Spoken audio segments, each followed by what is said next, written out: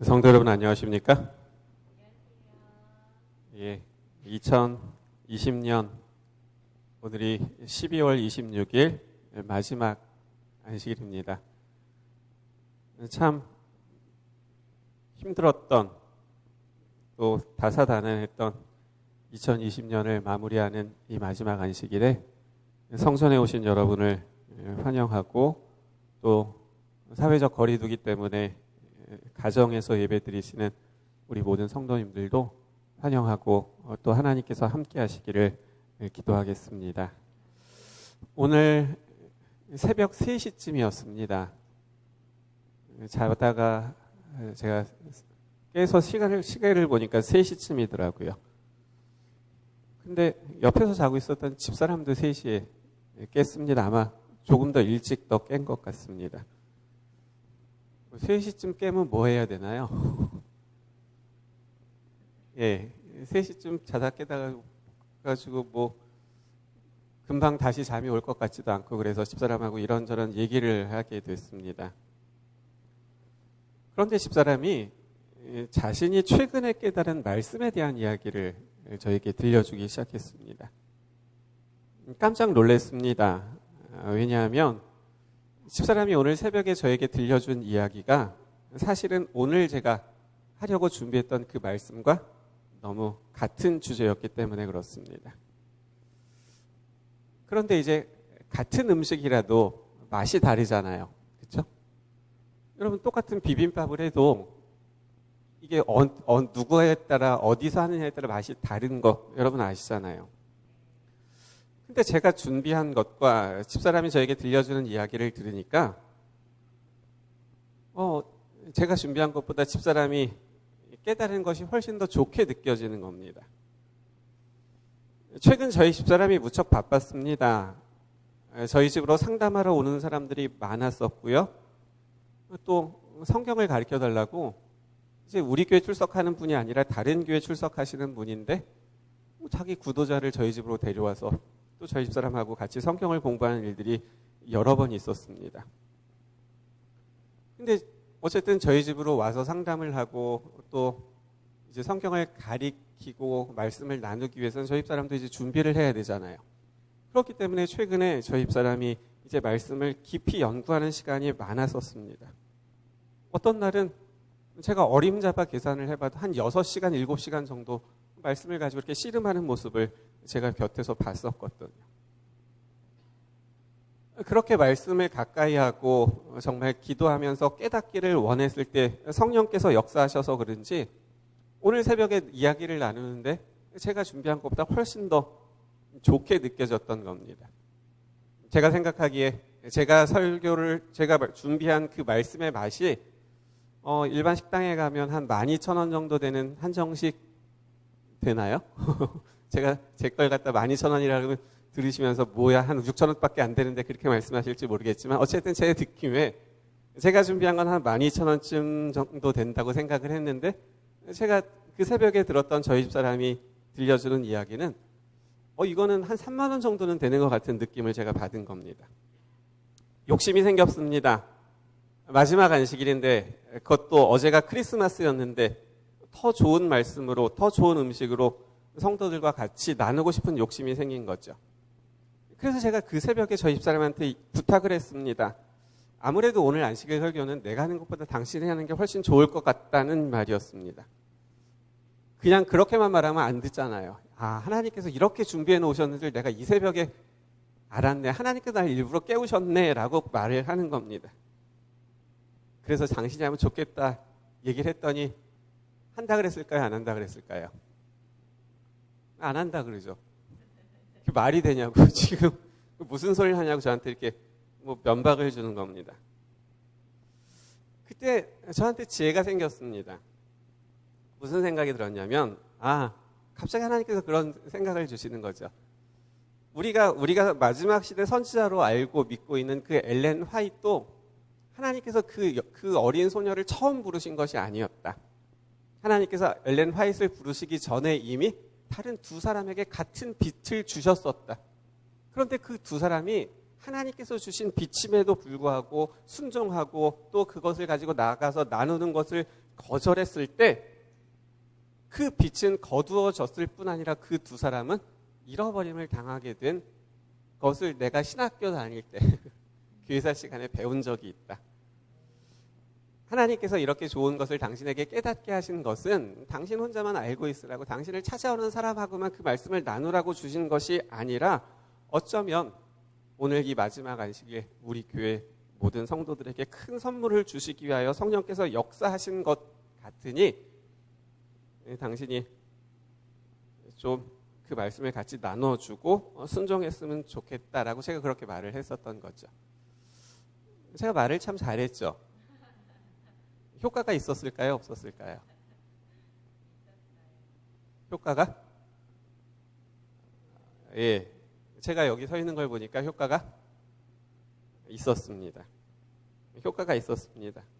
그래서 오늘 말씀의 제목이 무엇인가 하면 큰 선물입니다. 그리고 오늘 저의 몫은 여기까지입니다. 이제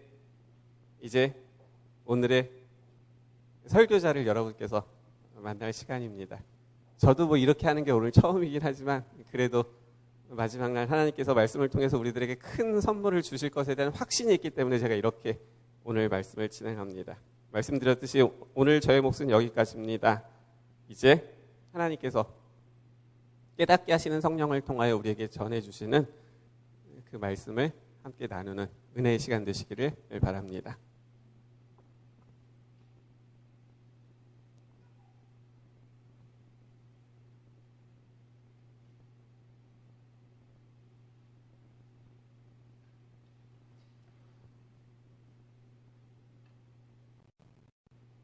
안녕하세요.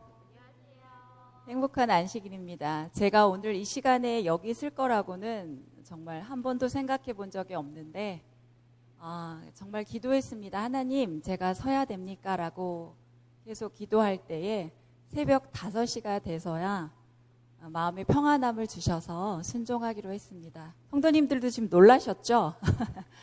그래서 제가 목회를 하면서 대쟁투를 읽으면서 마지막 시대에는 강단에서 설교가 사라진다는 말씀을 읽은 적이 있습니다. 그래서 제가 성령 하나님께 여쭤봤습니다. 아버지, 설교자들은 많고 설교자가 단상에서 설교를 하는데 이 말씀이 무슨 뜻이죠? 제가 여쭤봤습니다. 그랬을 때 성령 하나님께서 저에게 지혜를 주신 것이 하나님의 품성을 아버지의 마음으로 경험해서 그 경험을 바르게 전하는 설교가 사라질 것이라는 것이었습니다.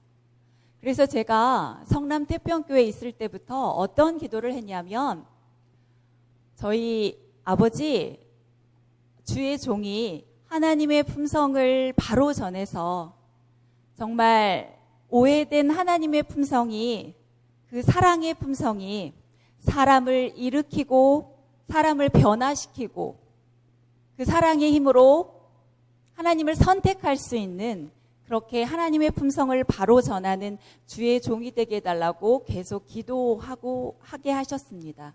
그런데 제가 요즘에 저희 집에 정말 매일 환자들이 옵니다.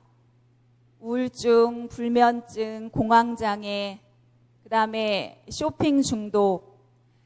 쇼핑 중독은 어느 정도냐면 계속 클릭해서 물건을 사는 겁니다. 그래서 집에 물건이 오는데 그 물건을 뜯어보지도 않고 계속 클릭해서 사는 겁니다. 이렇게 쌓여 있으니까 그 물건이 무슨 물건인조차 알 수가 없게 되는 겁니다, 본인이. 근데 그것을 끊고 싶은데 끊을 힘이 없는 거예요. 그래서 그 집에는 정말 남편이 변호사인데 명품 가방이 60개가 된다고 합니다. 명품 옷이 쫙 진열되어 있다고 합니다. 그런데 그것을 끊지를 못하는 겁니다. 그러면서 불면증이 오고 우울증이 오고 이제는 자살까지 하고 싶은 자기 자신이 자괴감이 드는 거예요. 개신교에 다닌 이런 분을 또 어떤 환자분이 소개해 주셔서 제가 만나게 되었습니다. 그분이 제가 만난 하나님을, 그리고 그분이 왜 그런 증세가 나오는지를 성령 하나님께 묻고 함께 나누었을 때 그분이 눈물을 흘리면서 하나님을 알고 싶어 하셨습니다. 여러분, 이건 기적이 아닌가요? 불면증으로 잠을 못 잤던 사람이, 약을 신경안정제를 먹어도 잠을 자지 못했던 사람이 하나님의 품성을 바로 깨달아 알게 되니까 쉼이 오는 겁니다. 그러면서 그분이 저에게 했던 고백이 뭐냐면 우시는 거예요. 이런 하나님을 들어본 적이 없다는 거예요. 그러면서 뭐라고 하냐면 자기의 마음속에는 늘 불안이 있었다는 거예요. 여러분, 이 중독이라는 건요, 뇌세포라는 공장에서 CCK 물질이 나오지 않을 때 생기는 질환이거든요. 불안한 겁니다. 만족이 안 되는 겁니다. 그래서 자꾸 명품 가방으로도 명품 옷으로도 뭔가 채워보려고 하는 겁니다. 그런데 그게 채워지지가 않는 것입니다. 그러면서 그분과 함께 저희 집에 오시고 상담을 나누면서 지금은 원격으로 계속 성경을 나누고 있습니다. 근데 그분이 놀라운 고백을 하셨습니다. 사모님, 제가 51년 동안 살면서 느껴보지 못했던, 그러나 너무나도 갖고 싶었던 그 마음이 뭔지 아세요? 이렇게 묻는 거예요.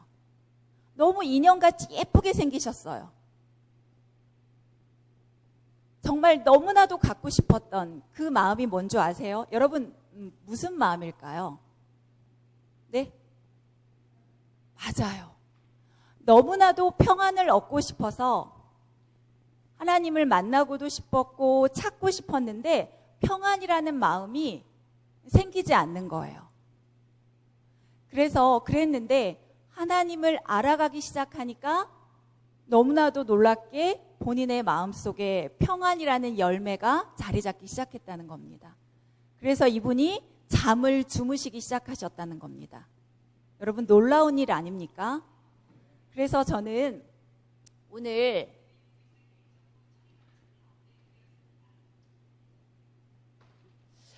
예전에 성경을 피면, 여러분, 성경을 피면 어떤 부분에는 하나님이 사랑이시라는 게 막 느껴지는데 어떤 부분은 하나님이 사랑일까? 이런 분이 사랑이야? 이렇게 의심되고 좀 불안하고 두렵고 이런 하나님이라면 안 믿고 싶다, 이런 성경절 여러분 없으신가요? 저는 많았거든요. 이런 분이 하나님이 사랑이라고 하는데 그게 공감이 되지 않고 인격으로 만나지지 않는 겁니다. 그래서 그것을 알고 싶어서 정말 많이 성령 하나님께 묻고 고민하고 씨름하고, 왜냐하면 그것이 내가 이해가 되고 받아들여져야 내가 예수님을 어떨까요? 구주로 선택할 수 있잖아요. 내 마음의 주인으로 모실 수 있잖아요. 제 마음속에 어떤 게 있었냐면 예전에 하나님을 잘 모를 때에 하늘은 가고 싶은데 왠지 하나님은 좋지 않은 거예요. 여러분은 그렇지 않았나요? 그렇진 않으세요? 그래서 저는 제가 이해되지 않는 모호한 성경절들이 제 앞에 벽처럼 크게 느낀 적이 참 많았습니다. 그리고 예언의 신을 읽다가 보면 어떤 부분은 자꾸 부담이 되고 짐이 돼서 책을 덮고 싶을 때가 참 많았습니다.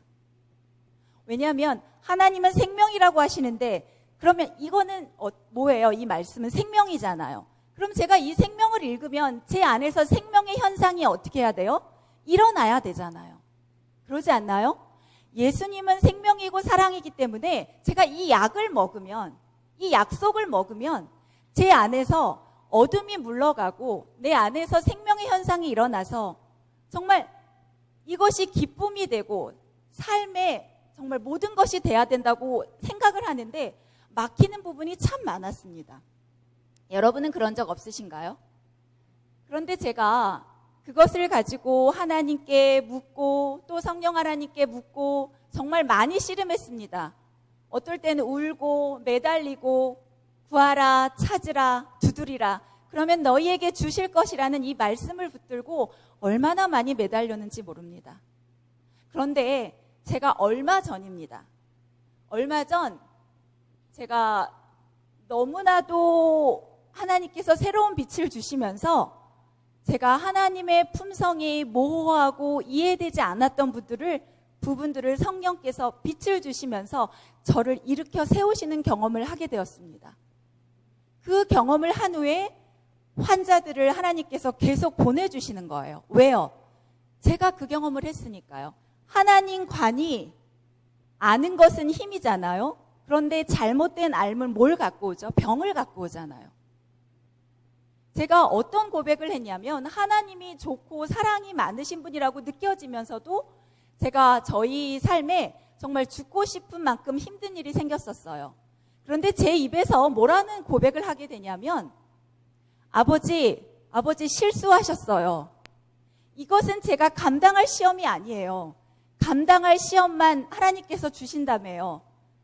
그런데 이건 제가 감당할 수 없는 시험인데 하나님이 주신 건 하나님이 그동안 제 삶 속에 한 번도 실수하지 않으셨는데 이건 실수하신 거예요. 전 이 시험을 감당할 힘과 능력이 없어요. 그러면 제가 주저앉아서 울게 됐습니다. 이 사건을 내 삶 속에 터진 이 사건을 제가 어떻게 해석하고 어떻게 받아들여야 될지 그 힘이 저에게는 없었습니다. 그래서 새벽이고 낮이고 밤이고 잠을 자지 못하고 호흡이 안 될 때 아버지 말씀이 생명이라고 했으니까 이 말씀이 내가 호흡이 될 수 있도록 도와주세요 라고 정말 많이 기도했습니다. 그런데 제가 그러고 나서 한 지금 3주 된 것 같아요. 지금은 저희 목사님이 그래요. 저한테 우리 신랑이 와도 정말 이 예수님하고 있는 것이 너무 좋아서 이거를 내려놓을 수가 없습니다. 왜냐하면 제가 오해됐던 성경절들이 풀리기 시작하는 겁니다. 그래서 제가 오늘 그 말씀을 정각 12시까지 딱 마치도록 하겠습니다. 여러분, 우리가 이건 누가 말씀하신 거죠? 하나님이 말씀하신 거예요. 그러면 하나님의 뭘로 말씀하신 거죠? 우리가 마태복음 4장 4절의 말씀을 보도록 하겠습니다. 마태복음 4장 4절입니다.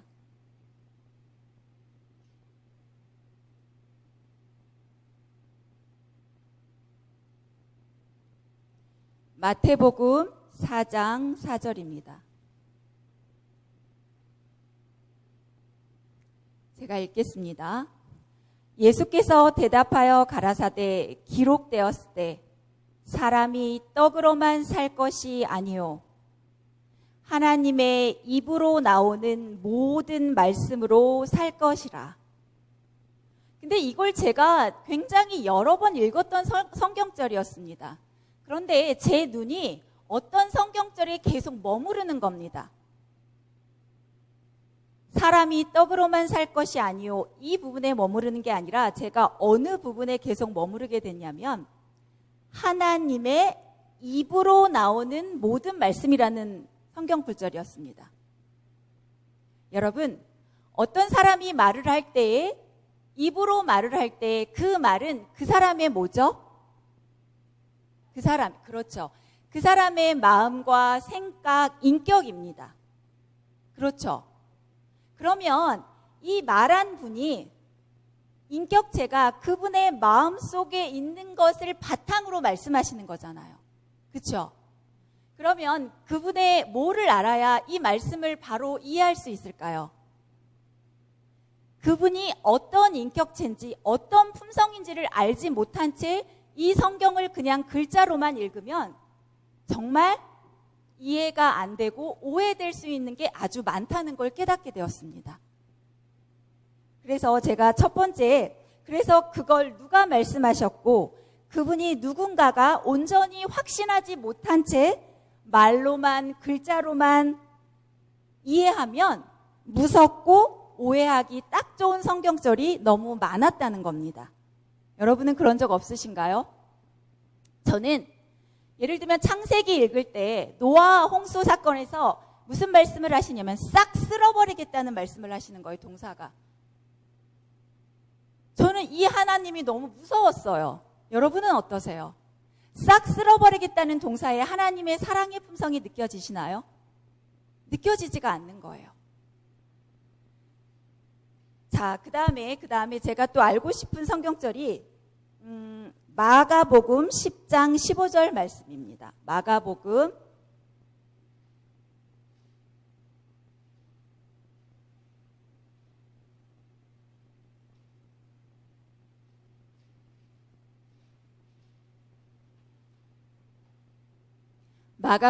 10장 15절 말씀입니다.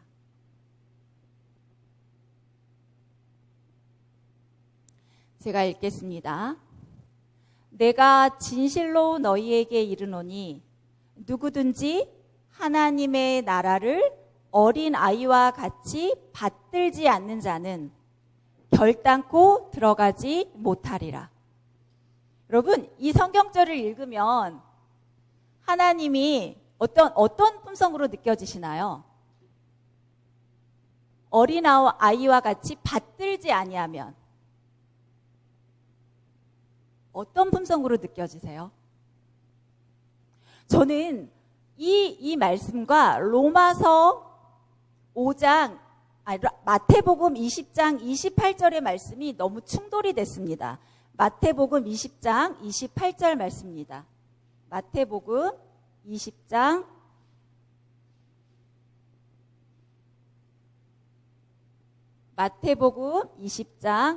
28절 말씀입니다. 이거 제가 굉장히 좋아하는 성경절이거든요. 다 찾으셨나요? 인자가 온 것은 섬김을 받으려 함이 아니라 도리어 섬기려 하고 자기 목숨을 많은 사람의 대속물로 주려 함이니라. 예수님이 이 땅에 왜 오셨다고요? 왜 오셨다고요? 우리에게 섬김을 받으려고요? 아니요. 우리를 섬겨주시라고 오셨다고 이 말씀에 분명히 기록되어 있어요. 그런데 아까 제가 읽었던 말씀은 어린아이와 같이 뭐 하지 않으면? 받들지 않으면 하나님의 품성이 충돌되지 않나요? 이해가 되지 않지 않나요? 여러분은 안 그러세요? 이해가 되지 않았습니다. 이해가 되지 않았습니다. 여러분, 똑같이 또 어떤 말씀이 있냐면 로마서 5장 20절의 말씀입니다.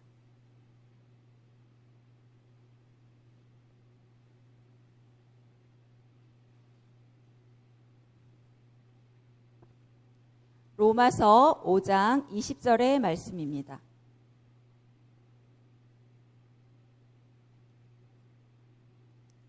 제가 읽겠습니다. 율법이 가입한 것은 범죄를 더하게 하려 함이라. 그러나 죄가 더한 곳에 은혜가 더욱 넘쳤나니. 어떤 하나님이세요? 어떤 하나님이시죠, 여기서는? 죄가 많은 곳에 은혜를 더 주시는 하나님이세요. 근데 이런 하나님인데 창세기에서는 싹 쓸어버리겠다고 표현을 하시는 겁니다. 여러분, 그래서 저는 이런 성경절들이 이해가 안 되고 충돌이 많이 됐어요. 그런데 그러면 제가 이 성경절을 제가 아버지께 성령을 구하면서 많이 물어봤을 때 저에게 그 해결의 방법을 기가 막힌 성경절을 2절을 주셨습니다. 제가 그날은 그걸 발견했을 때 정말 울면서 얼마나 할렐루야를 외쳤는지 몰라요. 그 말씀을 먼저 보도록 하겠습니다. 고린도후서 3장 6절 말씀입니다. 고린도후서 3장 6절입니다.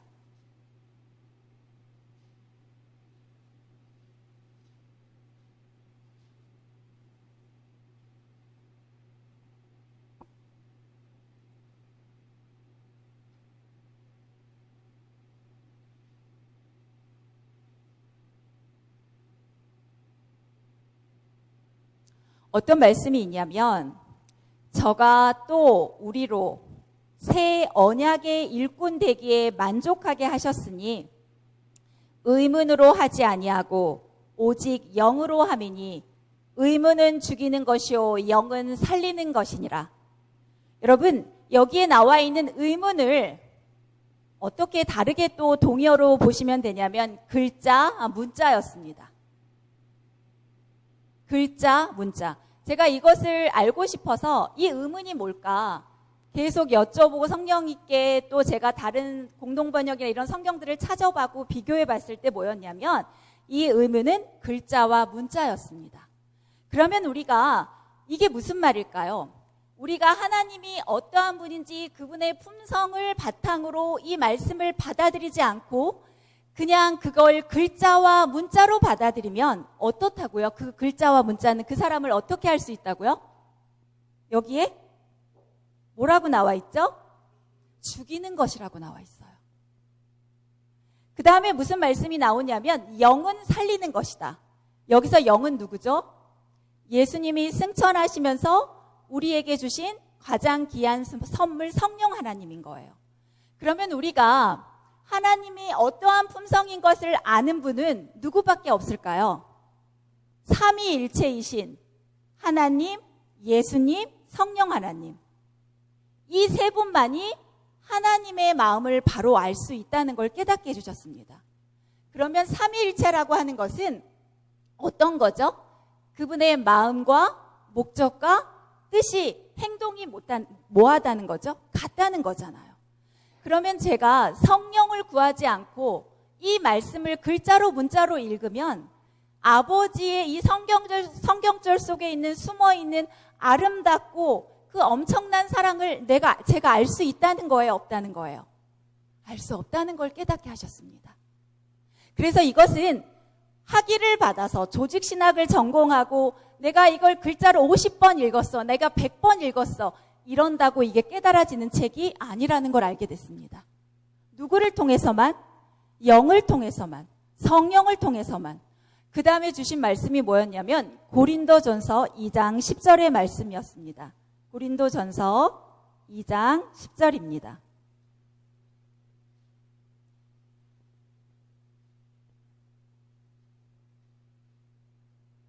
이 말씀은 우리 정자연 집사님 좀 읽어주시기 바랍니다.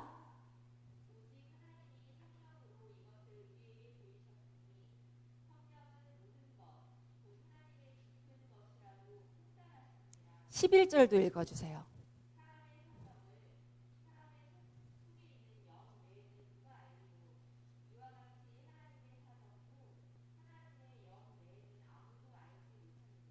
이 말씀을 여러 번 읽었던 말씀인데 이 말씀에 계속 머무르게 하셨어요. 오직 하나님이, 도구가 누구죠? 누구로? 여기 누구로 나오죠? 성령으로. 성령으로 이것을 우리에게 보이셨으니 여기서 이것이 뭘까요? 성령은 모든 것 곧 하나님의 깊은 것이라도 통달하시느니라. 여기서 이것이라는 주어는 그 다음 문장을 보면 하나님의 뭐죠? 깊은 것입니다.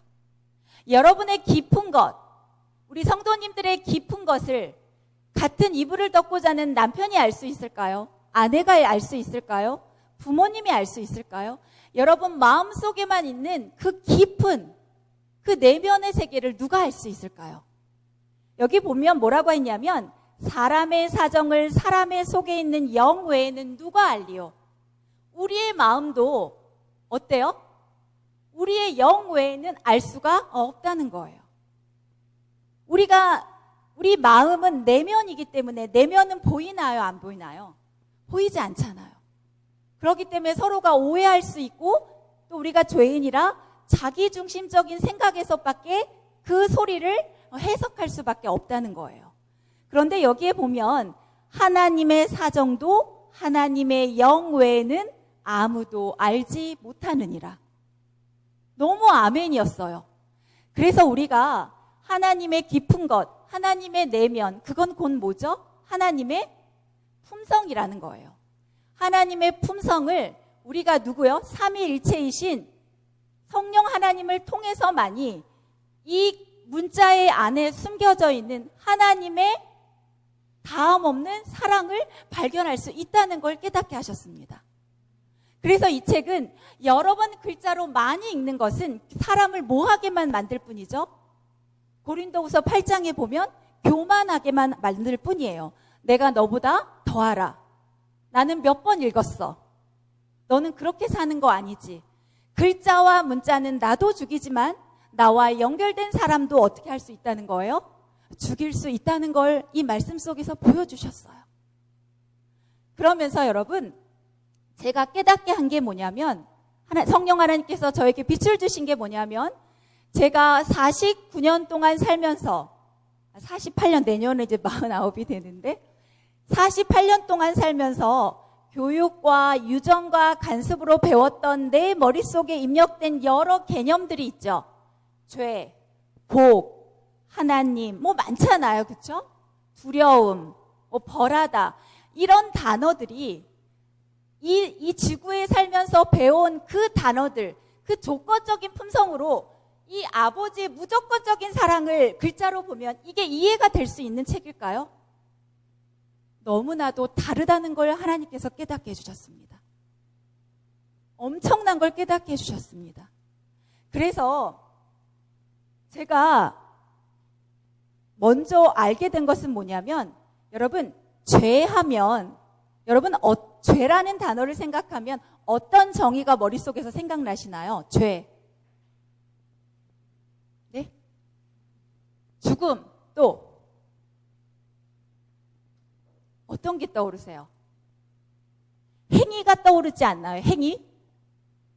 하나님이 어떤 율법을 주셨는데 그 율법을 지키지 않는 것, 이런 생각이 들지 않으시나요? 잘못한 행위. 그렇지 않나요? 그래서 때로는, 그래서 율법을 지키지 않는 사람은 죄인이고 율법을 순종하는 사람은 의인이고, 이렇게 혹시 알고 계시지 않나요? 저는 예전에 그렇게 알고 있었거든요. 성도님들은 어떠신가요? 어떠세요? 그런데 제가 성령 하나님을 통해서 받은 그 은혜로 이 말씀을 다시 조명해서 봤을 때, 제가 알고 있던 죄라는 단어와 하나님이 우리에게 말씀하신 죄라는 단어는 완전히 달랐습니다. 그래서 그것을 깨달은 게 요한복음 16장입니다. 요한복음 16장입니다.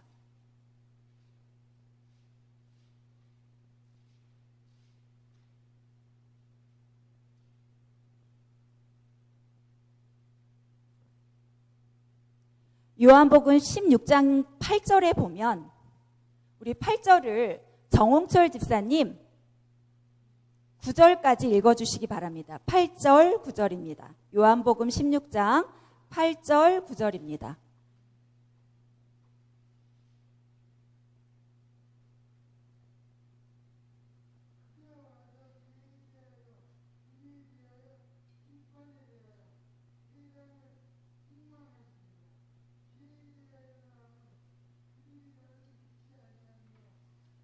네, 감사합니다.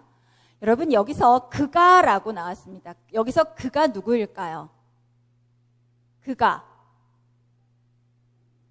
누구일까요? 여러분, 고민하셔야 됩니다. 그냥 문자로 읽으면 이건 나에게 아무런 생명이 되지 못한다는 걸 제가 깨달았습니다. 그가 누구일까요? 성령 하나님입니다. 성령 하나님이 그가 와서 뭐에 대해서? 죄에 대하여, 의에 대하여, 심판에 대하여 세상을 뭐 해주시겠다고요?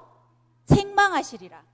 저는 이 책망하시리라는 단어도 하나님의 품성과 왠지 조화롭고 어울리지 않, 제가 어렸을 때 지구로부터 이 세상에 살면서 배운 단어 책망은 어때요?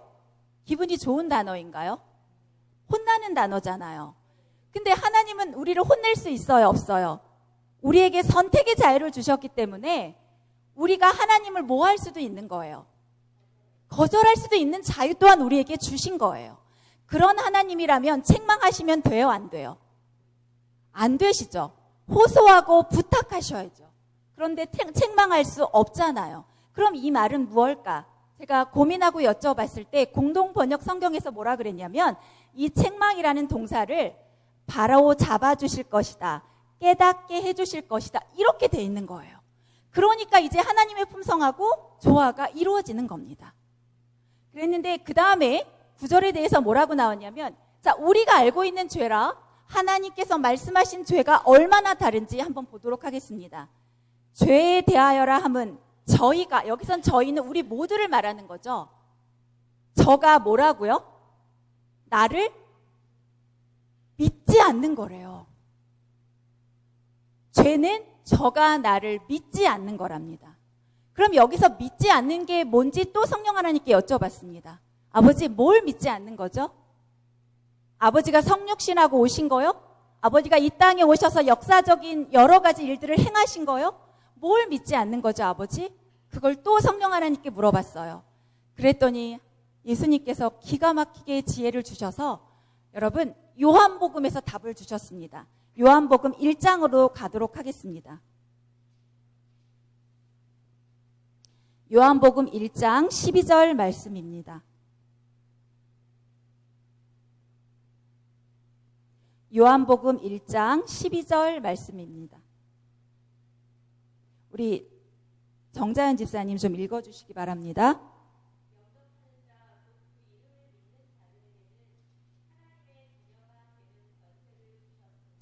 저는 이 말씀을 정말 많이 읽었거든요. 근데 자 보세요. 영접하는 자, 곧 이꼬르죠. 같다는 거죠. 영접하는 자, 곧 뭐를 믿는 자들에게? 그 이름을 믿는 거. 여러분, 이름은 그 사람의 뭐죠? 제가 만약에 박영민 집사님이란 이름을 딱 떠오르면 그 사람의 뭐가 생각나죠? 물론 얼굴도 생각나지만 그 사람의 뭐가 생각나죠? 품성이나 인격이 생각나잖아요. 그러지 않나요? 제가 김미선 집사님 하면 김미선 집사님의 얼굴도 떠오르지만 그분의 인격, 됨됨이, 품성이 생각나는 거예요. 그러면 여기서 뭐라 그랬냐면 영접하는 자, 곧 그 이름을 믿는 자들이라는 거예요. 그러면 아까 말씀하신 성령께서 죄에 대하라 하면 나를 믿지 않는다는 건 뭘 믿지 않는다는 거예요? 그분의 뭐를 믿지 않는다는 거예요? 품성을 믿지 않는다는 거예요. 여러분, 저는 이걸 깨닫게 해주시는데 눈물이 나는 거예요. 하나님이 주신 율법을 지키지 않는 게 죄가 아니라 아버지의 품성, 그 품성을 무조건적으로 사랑하는 죄가 많은 곳에 은혜를 주고 내가 섬기려 온 것이 아니라 오히려 섬기는 것이 그분의 기쁨이라고 하는 그 품성을 뭐 하는 거예요? 내가 받아들이지 않는 거, 믿지 않는 거, 그걸 죄라고 하셨어요. 여러분, 아멘 아닌가요? 저는 행위가 죄인 줄 알았어요. 그런데 이 믿음은 하나님과 나의 관계지 행위가 아니라는 걸 깨닫게 해주셨어요. 그래서 제가 너무 감사해서 그 다음부터 한 절 한 절 제가 의가 뭔지, 죄가 뭔지, 의인이 뭔지 그것을 예수님께 계속 묻게 되었습니다, 여러분. 그래서 여러분, 그러면 제가 그 말씀이 이해가 되는 거예요. 이해가 되지 않았던 말씀들이 이해가 되기 시작했습니다. 지금 54분이기 때문에 제가 마무리를 해야 되는데요. 저는 노아 홍수에 싹 쓸어버리겠다는 창세기 6장 7절의 말씀이 아버지는 이럴 수 없는 분이잖아요. 나를 창조하시고 없는 자를 있게 하셨는데 나한테 물어보고 창조할 수 없으셨죠? 내가 없었으니까 물어볼 수도 없으셨어요. 그러면 나를 창조하실 때에 어떤 거예요? 내가 하는 모든 것을 누가 책임지기를 약속하시고 창조하신 거예요. 하나님께서 책임질 것을 각오하시고 약속하시고 창조하신 거잖아요. 그렇지 않나요? 그런 하나님이 그럼 우리에게 명령하실 수 있어요? 명령할 수 없어요. 선택의 자유를 준 분이 우리에게 어떻게 명령할 수 있나요? 명령은 어떨 때 이루어지는 거죠? 조건적인 삶 속에서 이루어질 수 있는 거잖아요. 그렇지 않나요? 그러면 나를 아무 이유 없이 다 책임지시는 사랑을 하시는 그 무조건적인 사랑을 하시는 그분이 우리 여기 앉아 계신 모든 성도님들에게 명령하실 수 있나요? 하실 수 있나요? 하실 수 없습니다, 여러분. 그런데 여기 보면 명령의 말씀들이 얼마나 많이 나오나요? 그렇지 않나요? 회개하라, 천국이 가까웠느니라. 여러분, 그분이 뭐라고 하냐면 그 쇼핑 중독에 걸리신 분이 저한테 그러는 거예요. 사모님, 제가 진심으로 회개하면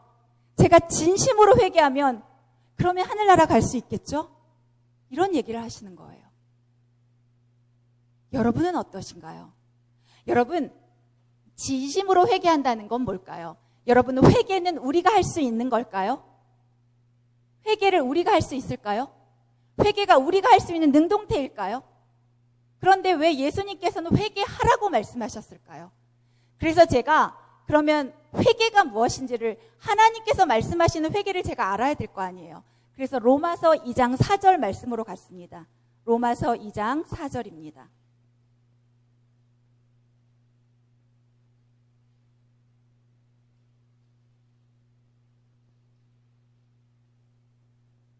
시간이 없어서 제가 읽도록 하겠습니다. 로마서 2장 4절입니다.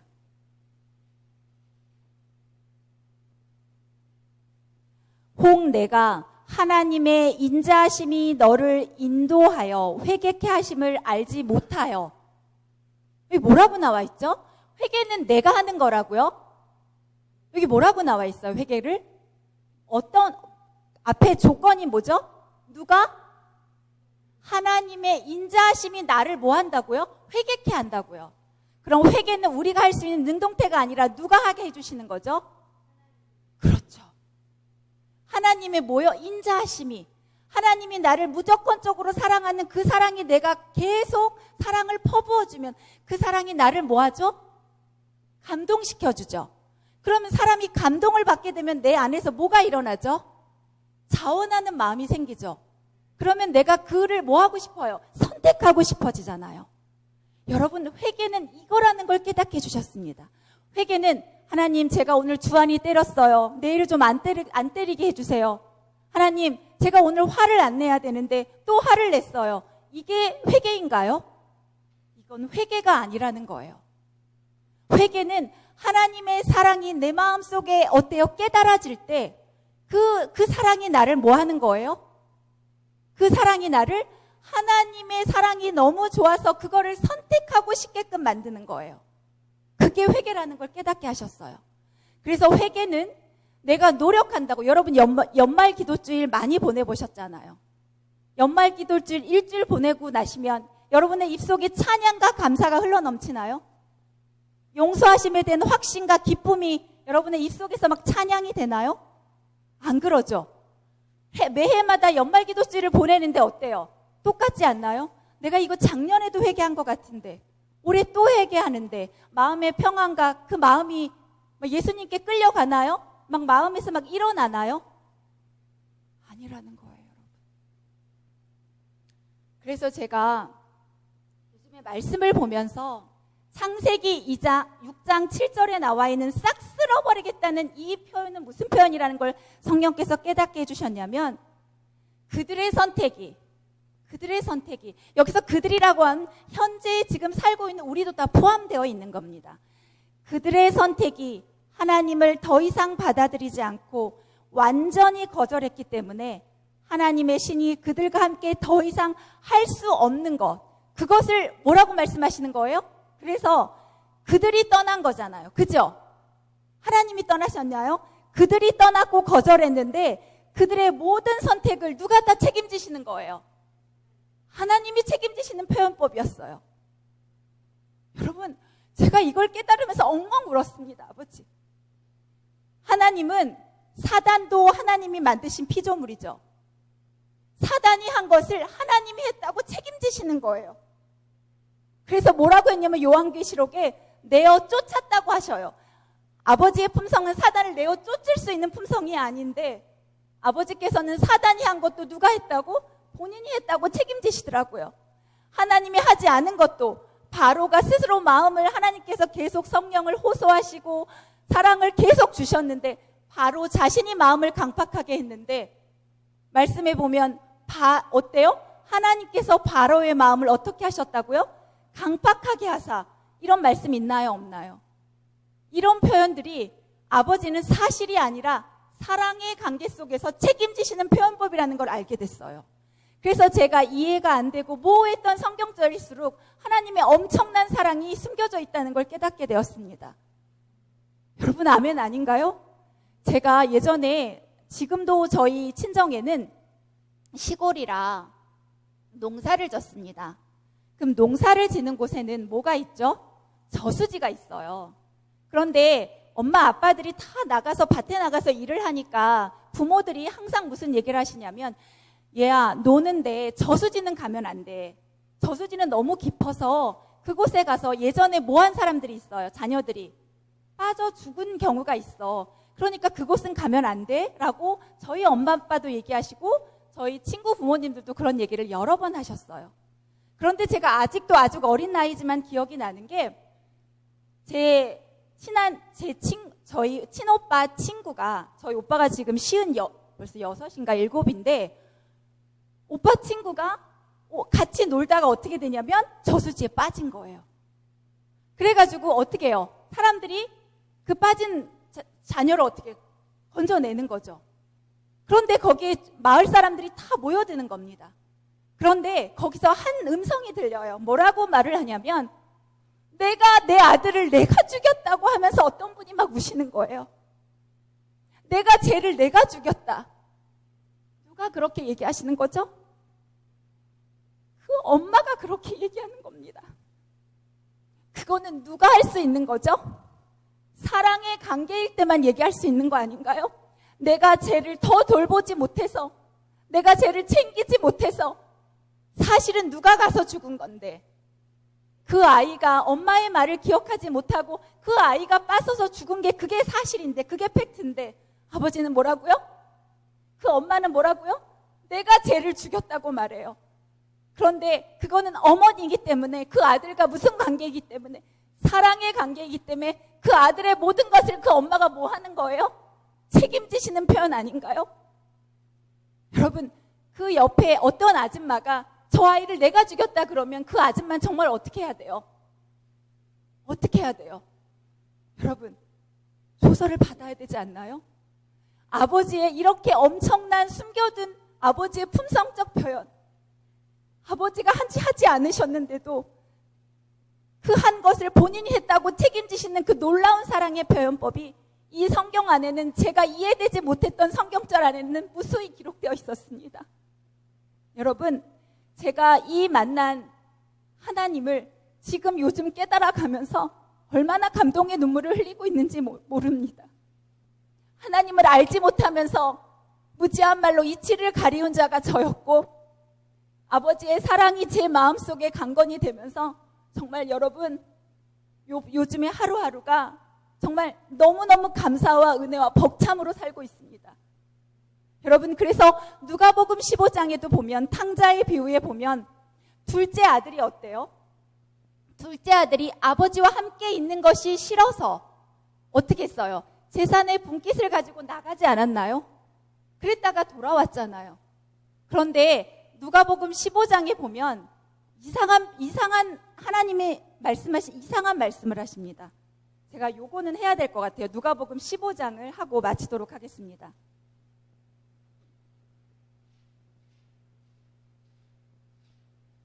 누가복음 15장 얘기를 여러분이 잘 아시니까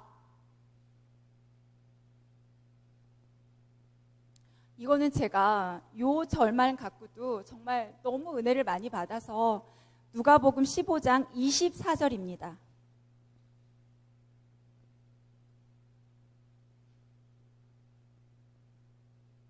제가 읽겠습니다. 이 내 아들은, 여기서 이 아들은 몇 번째 아들이죠? 두 번째 아들이죠. 집을 나간 두 번째 아들은 죽었다가 다시 살아났으며. 여러분, 이 아들이 죽었나요? 근데 왜 여기서 하나님께서는 하나님의 시각으로 뭐라고 말씀하시죠? 죽었다가 다시 살아났다고 하죠. 이거 고민해 보셔야 됩니다. 분명히 죽지 않았는데 하나님이 뭐라고 하셔요? 죽었다가 다시 살아났다고 합니다. 여러분, 하나님이 뭐죠? 생명이시죠. 하나님이 생명이시죠. 그럼 우리는 피조물이기 때문에 하나님의 생명을 받음으로써만 이 생명체가 어디예요? 유지될 수 있는 거죠. 그렇죠? 내가 하나님의 싫다고 하나님의 생명을 거절하면 이 자체가 뭐죠? 죽음인 거예요. 생명을 받을 수 없으니까 유지하거나 존재할 수 없게 되잖아요. 그래서 이 둘째 아들은 하나님이 싫다고 떠났기 때문에 하나님과의 뭐가 끊어진 거예요? 관계가 끊어진 겁니다. 생명을 주고 싶은데 이 아들이 거절하니까 생명을 주실 수 없기 때문에 하나님과의 관계가 끊어지고 하나님과 분리되어 있기 때문에 하나님 보시기에는 어떤 자죠? 우리가 볼 땐 살아있지만 죽은 자라는 거예요. 생명이 없는 자라는 거예요. 그런데 이 아들이 다시 뭐 했어요? 돌아왔죠. 그러니까 하나님과 어때요? 이제는 관계가 연결됐잖아요. 그래서 어떤 사람이 된 거죠? 살아있는 사람이 된 겁니다.